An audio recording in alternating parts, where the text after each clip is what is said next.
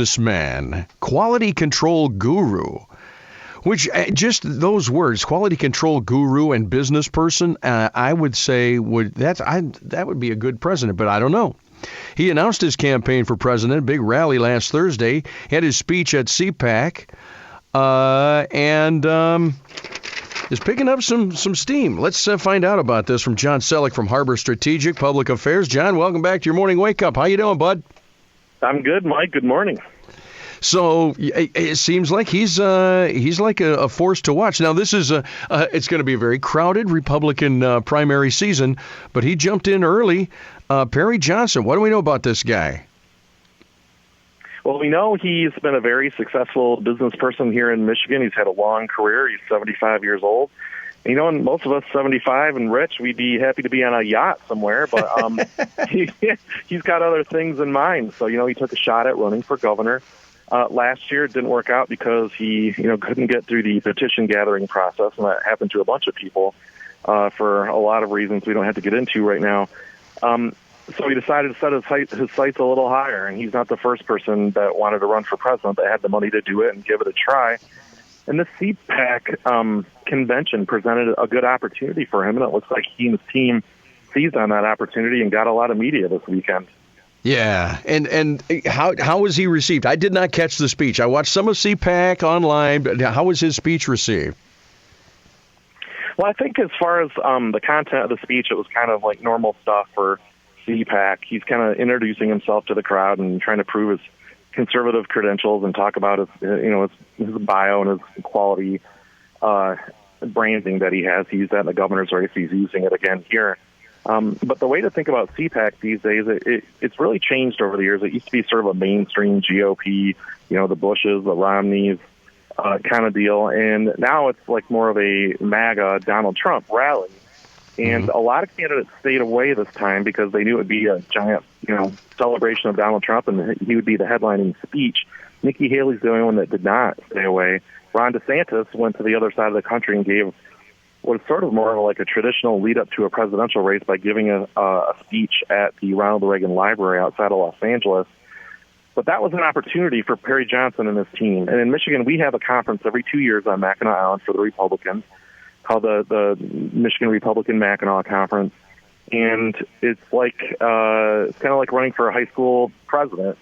You work the crowds, you hand out a few bucks here or there, get T-shirts going, and rah-rah, you win. And they kind of repeated that here at CPAC. They brought in a ton of people to wear shirts that said Perry Who, ? Just like they do at Mackinac in Michigan. And because there wasn't a lot of other competition, they showed some organizational strength. They probably spent a truckload of money to get people to vote, and they managed to get Perry in third place behind Trump and DeSantis and ahead of Nikki. That probably indicates that there wasn't a lot of organizational heft there with competing candidates that let Perry sneak through. But politics is about taking advantage of opportunities. For this weekend, he clearly did. He got his name up there. The media's talking about him. Now he's got to see if he can keep capitalizing on that.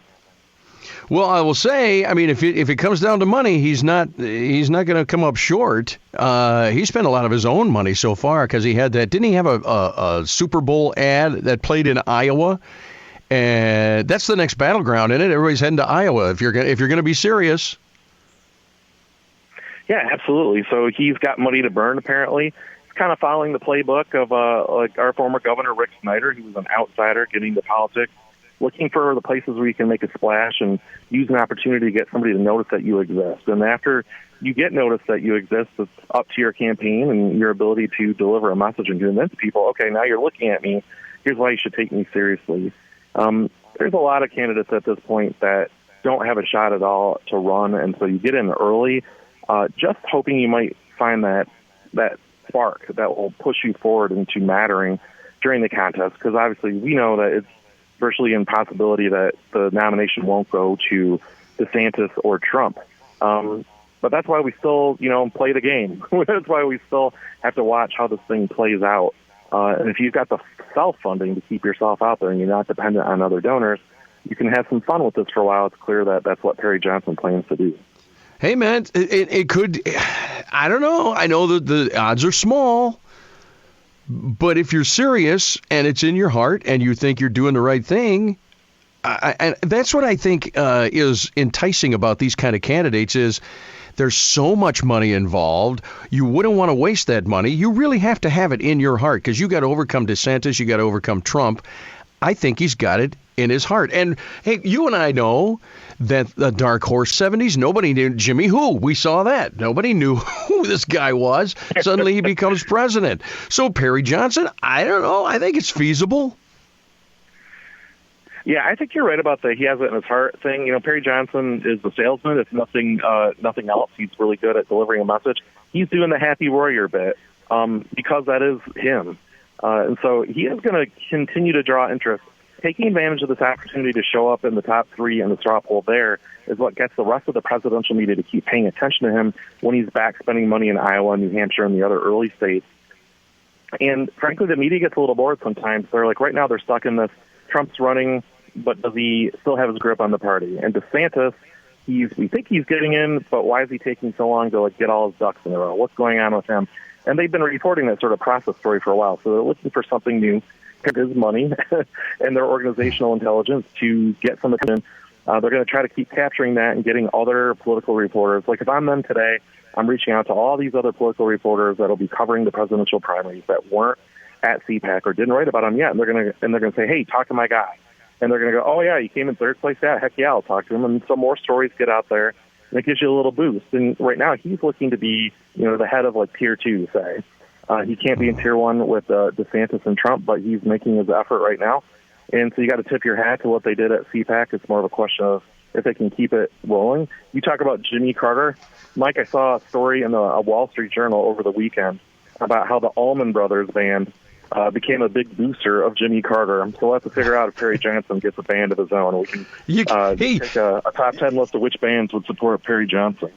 Well, on the conservative side of things, there's very few, I think, bands that get behind people because once you say, use my music at your rallies and I'm behind you and stuff, then you get shunned by the rest of the pop music world and Hollywood world and the showbiz because it's so left-leaning, it's not even funny. But to that end, and we're talking with John Sellek, we could talk all day about this. This is Harbor Strategic Public Affairs. These days, you almost have to have a theme song. It's marketing. It's a package. You have to have a theme song. You have to have a book, which Perry Johnson has. He did. So does DeSantis. So does Trump. That's right. If you don't have a book and a band and a slogan and all of that, it's marketing. You don't get in, do you?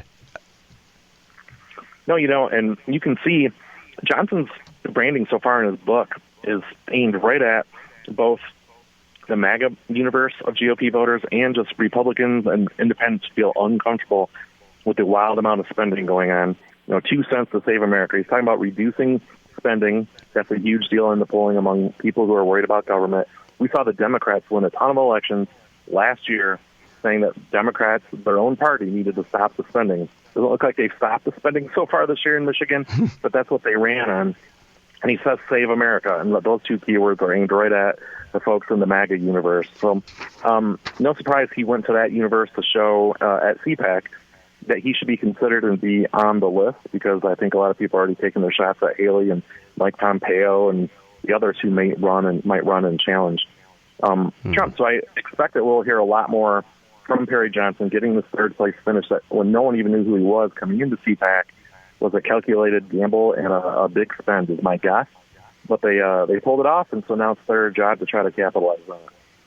I think the debates are going to be really interesting.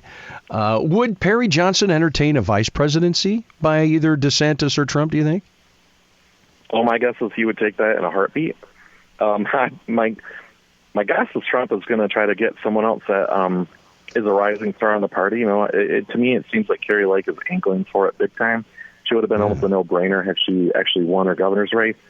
But she's keeping herself very active out there. I think there's others. I wouldn't be surprised if Nikki Haley accepted the vice presidency, but I think Perry Johnson's trying to make his place in politics, and he's starting at the top. It usually doesn't work out that well, but Donald Trump is the one that showed the way.